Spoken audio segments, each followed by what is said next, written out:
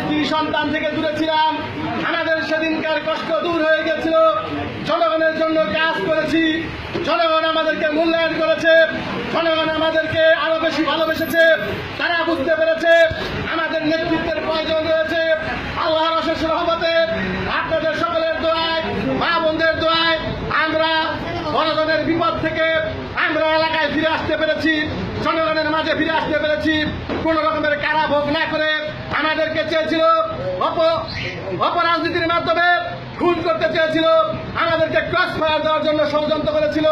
আজকে গাজীপুরের police super PBR নেতৃত্বে তদন্ত হয়েছে, তদন্ত শেষে প্রমাণ হয়েছে আমি এবং আমাদের নেতাকর্মীরা সেদিন নির্দোষ ছিলাম। আমাদের বিরুদ্ধে ষড়যন্ত্রমূলক মামলা দেওয়া হয়েছিল। আপনাদের মাঝে ফিরে এসেছি।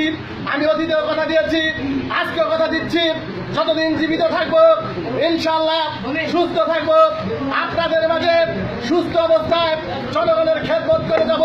কোন অবস্থাতেই আমাকে যেমনি ভাবে হত্যার উদ্দেশ্যে গুলি করে থামাতে পারেনি, তেমনি ভাবে ক্রস ফায়ারের জন্য মিথ্যা ষড়যন্ত্রমূলক মামলা দিয়ে আমাকে থামাতে পারেনি।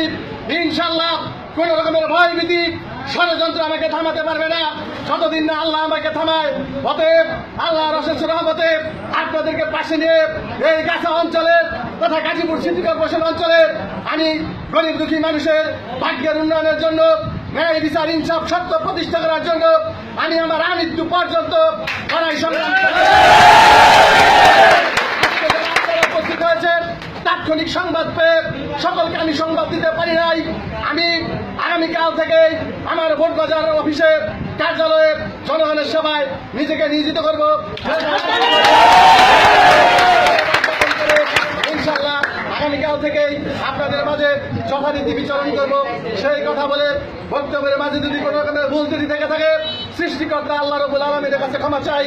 আপনারা ক্ষমা সুন্দর দৃষ্টিতে দেখবেন। আল্লাহ হাফেজ। আসসালামু আলাইকুম।